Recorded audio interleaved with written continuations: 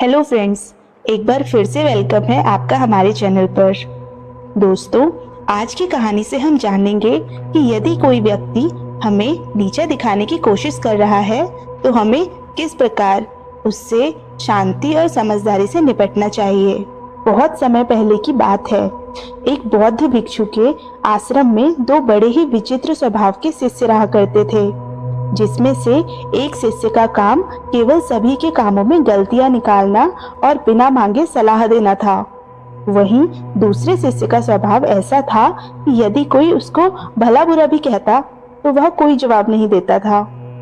एक बार की बात है, दोनों में से वह शिष्य जो जवाब नहीं दे पाता था वह बौद्ध भिक्षु के पास गया और बोला, हे गुरुदेव, मेरा अपना मित्र ही मुझे हर समय नीचा दिखाने का काम करता है। कृपया कर बताएं कि मैं क्या करूं। शिष्य की यह बात सुनकर बौद्ध भिक्षु मुस्कुराए और बोले, यह कोई बड़ी समस्या नहीं है। तुम स्वयं भी इस समस्या का सामना कर सकते हो और इसके लिए तुम अपने विवेक का इस्तेमाल करो। बौद्ध भिक्षु बोले, मैं तुम्हें ऐसे लोगों से निपटने के उपाय बताता हूँ। पहला उपाय, प्रतिक्रिया से बचें। यदि कोई तुम्हारे विषय में ऐसी बातें करे जो तुम्हें पसंद नहीं है तो तुम्हें उनकी बातों पर प्रतिक्रिया देने की कोई जरूरत नहीं। इससे तुम यह साबित करने में सफल रहोगे कि उनकी किसी भी बात से तुम प्रभावित नहीं हुए हो। यदि तुम दूसरों की बातों पर प्रतिक्रिया दोगे तो उन्हें आपकी आलोचना करने का एक और मौका मिल जाएगा। अचानक उनकी टिप्पणियों पर प्रतिक्रिया देने से आप उनकी नजरों में कमजोर ही दिखेंगे, इसीलिए ऐसा कभी नहीं करना चाहिए। बौद्ध भिक्षु बोले, लेकिन जब हमारे माता पिता या गुरु हमें सलाह देते हैं तो हमें कभी नहीं सोचना चाहिए कि वे हमें नीचा दिखा रहे हैं। हमें उनकी बातों पर ध्यान देते हुए यह जानने का प्रयास करना चाहिए कि उनकी सलाह पर कैसे काम किया जा सकता है, क्योंकि उनकी मंशा हमारे प्रति सकारात्मक होती है। वे हमेशा हमारी भलाई के बारे में ही सोचा करते हैं।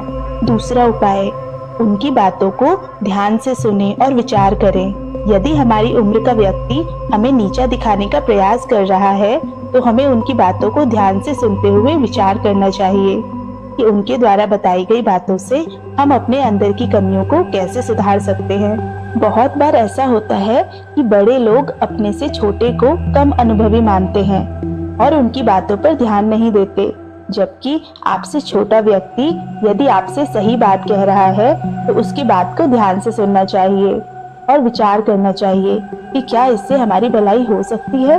तीसरा उपाय है, अपने मानसिक संतुलन को न खोएं। यदि आपके सामने कोई उल्टी सीधी बातें कर रहा है तो उस समय आपको अपना मानसिक संतुलन बनाए रखना चाहिए, क्योंकि यदि उस समय पर आपने अपना मानसिक संतुलन खो दिया और धैर्य नहीं रखा तो यह आपके लिए नुकसानदायक साबित हो सकता है। इसीलिए कभी भी दूसरों के द्वारा कही गई बुरी बात पर अपना मानसिक संतुलन नहीं खोना चाहिए। यदि आपने उस समय धैर्य रखा तो निश्चित ही समय आने पर आप उस व्यक्ति को सटीक जवाब दे पाएंगे। और दोस्तों, चौथा उपाय है वाणी पर नियंत्रण। यदि कोई व्यक्ति आपको नीचा दिखाने वाली बातें कर रहा है तो उस समय आपको अपनी वाणी पर नियंत्रण रखना चाहिए। कई बार व्यक्ति दूसरों की कड़वी बातों को सुनकर अपनी वाणी से नियंत्रण को खो देते हैं और सामने वाले को अपशब्द कहने लगते हैं। इस वजह से विवाद और ज्यादा बढ़ सकता है। इसीलिए हमें अपनी वाणी पर नियंत्रण रखना जरूरी होता है।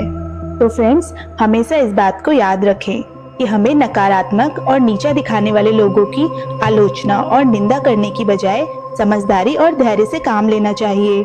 अपने आत्मविश्वास की शक्ति को बनाए रखकर और नकारात्मकता के प्रति साहस और स्थिरता दिखानी चाहिए। तो फ्रेंड्स, उम्मीद है आपको ये सुझाव पसंद आए होंगे।